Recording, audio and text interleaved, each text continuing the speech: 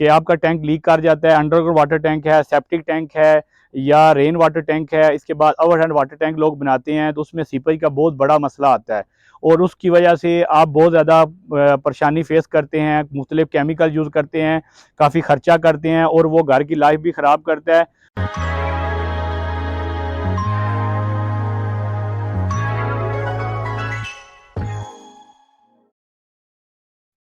अस्सलाम वालेकुम, उम्मीद करता हूँ आप सब खैरियत से होंगे। आज की वीडियो में हम आपको घर के अंदर वाटर टैंक की वाटरप्रूफिंग के बारे में बताएंगे। आज की मेन टॉपिक है, बड़ा अहम टॉपिक है। हर घर में ये मसला होता है, जहाँ भी घर की कंस्ट्रक्शन होती है, आप घर बनाते हैं, कमर्शियल बिल्डिंग बनाते हैं, सबसे जो मेजर प्रॉब्लम होता है घर की, जो टैंक की वाटरप्रूफिंग का मसला बनता है कि आपका टैंक लीक कर जाता है। अंडरग्राउंड वाटर टैंक है, सेप्टिक टैंक है या रेन वाटर टैंक है। इसके बाद ओवरहेड वाटर टैंक लोग बनाते हैं तो उसमें सीपेज का बहुत बड़ा मसला आता है और उसकी वजह से आप बहुत ज़्यादा परेशानी फेस करते हैं, मुख्तलिफ केमिकल यूज़ करते हैं, काफ़ी खर्चा करते हैं और वो घर की लाइफ भी ख़राब करता है। और उसमें ये होता है कि जब आपकी पानी की लीकेज बढ़ना शुरू हो जाती है तो घर डैमेज होना शुरू हो जाता है। तो अगर आपका वाटर प्रूफिंग ठीक तरीके से नहीं की होगी टैंक की, और अगर आपके घर में पानी की लीकेज हो रही थी, आपकी बिल्डिंग की बुनियादें भी उस वजह से बैठ सकती हैं। अगर आपके ओवरहेड वाटर टैंक लीक कर रहा है तो उसकी वजह से आपका घर का ऊपर वाला जो एरिया है वो सारा लीकेज की वजह से डिस्टर्ब हो सकता है और काफ़ी ज़्यादा परेशानी का बायस बनता है। आज की वीडियो में हम आपको बड़ा अच्छा और बेस्ट तरीका बताएंगे जो हम नॉर्मल रूटीन में घर बनाते हैं और घर में टैंक की सीपेज को कंट्रोल करने का कौन सा तरीका है, अब उसको दिखाते हैं। अभी आप देख सकते हैं कि मेरे पीछे ये आपको दो टैंक नज़र आ रहे हैं। हमारा एक ये वाटर टैंक है, एक रेन वाटर टैंक है और एक हमारा फ्रेश वाटर टैंक है। और टैंक का सबसे जो काम, जब शटरिंग का काम आप करते हैं, शटरिंग के काम करने के बाद आपकी शटरिंग रिमूव होती है, सबसे पहले इसमें कोशिश की जाए कि जब भी आप घर की कंस्ट्रक्शन पे टैंक बनाते हैं तो कभी भी टैंक का बेड और दीवारें अलग से ना बनाएं। टैंक की जो बेड है, नीचे जो बॉटम एरिया है सारा वो, और उसकी जो दीवारें हैं, फोर्थ साइड पे दीवारें हैं, इनको एक टाइम आपकी कंस्ट्रक्शन करनी चाहिए। इसकी कंस्ट्रक्शन के दौरान ये चीज़ का ख्याल रखेंगे, जब आप इसके अंदर रेत बजरी सीमेंट डाल रहे होते हैं, सीमेंट अच्छी तरह, कंक्रीट की जो मिक्सिंग है वो अच्छी तरीके से हो, हनी कमिंग ना आए। अगर कभी कभार थोड़ी सी हनी कमिंग आ भी जाती है, कोई मसला बनता है, अक्सर शटरिंग वाले इसके अंदर एक पतरी यूज़ करते हैं तो जो शटरिंग को होल्ड करने के लिए। छोटे टैंक जब बनाते हैं उसमें शायद ज़रूरत नहीं पड़ती, जब बड़ा टैंक बनाते हैं उसमें उनको पतरी या रॉड वो इस्तेमाल करना ज़रूरी होता है। तो उस चीज़ को देखते हुए कि जब पतरी लगी है तो पतरी को कम से कम 1-1.5 इंच अंदर आप कटाई करें। कटाई करने के बाद उसके ऊपर सीमेंट की मसाले की चट लगाएं, लगाने के बाद फिर करें। अब इसमें सबसे जो मेजर चीज़ है आपको बताते हैं कि जब आपकी टैंक की शटरिंग रिमूव होगी, टैंक की कंक्रीट होने के बाद, आपने टैंक की छत डालने से पहले सबसे पहले करना है इसके अंदर इस तरह का प्लास्टर करना है। ये आप देख सकते हैं रफ लाइन, आपको ना ये प्लास्टर नज़र आ रहा है। इस तरह का पूरी टैंक पे प्लास्टर करें। प्लास्टर के साथ साथ नीचे इसके कॉर्नर पे गोला नज़र आ रहा होगा आपको, इस तरह का गोला बनाएं। ये गोला आप देख सकते हैं कि ये गोला बना हुआ है, इस तरह का कॉर्नर गोला बनाएं।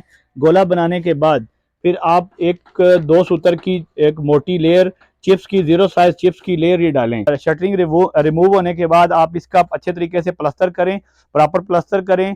प्लास्टर करने के बाद थोड़ा पानी लगाएं। जब ये प्लास्टर थोड़ा सा ड्राई हो जाएगा, थोड़ा खुशक हो जाएगा, इसकी क्योरिंग अच्छे तरीके से करें। इसके अंदर एक दफ़ा पानी फिर भी डाल के चेक कर लें।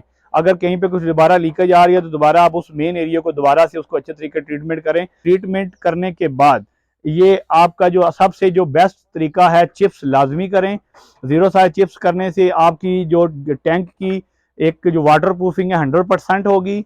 इसमें बिल्कुल अगर अच्छे तरीके से की हुई है, एक टाइम ये नहीं करें कि एक दिन में एक दीवार कर दी, चिप्स कर दी, दूसरी जब जोड़ आएगा, जोड़ इसमें कभी नहीं आना चाहिए, क्योंकि जोड़ जब एक दिन आप छोड़ के अगले दिन दूसरी वाल करेंगे चिप्स तो जॉइंट बनेगा, जॉइंट के अंदर लीकेज का अमकान होगा।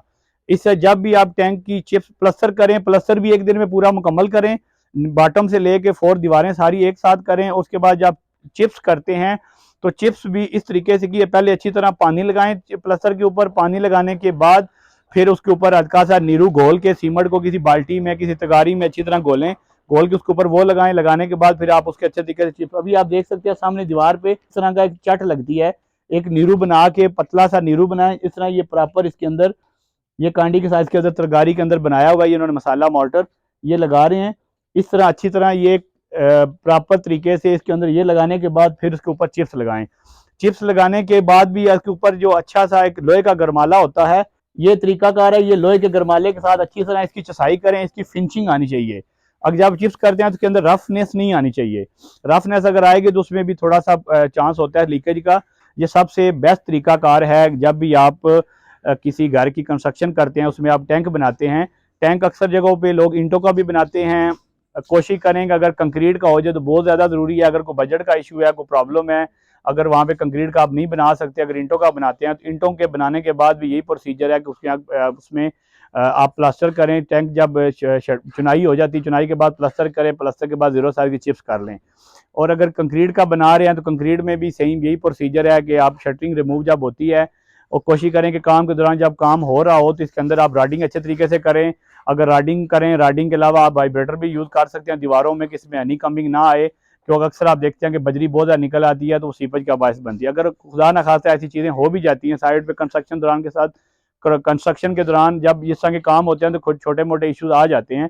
जब इस तरह के इश्यूज आते हैं उनका हल भी होता है हर तरीके से, कि वो उसको प्रॉपर रिपेयर कर लगाएं, रिपेयर करने के बाद प्लस्तर करें, प्लस्तर के बाद चिप्स लगाएं। इंशाल्लाह उम्मीद करता हूं कि ये वीडियो आपके लिए काफ़ी फ़ायदा मंद होगी।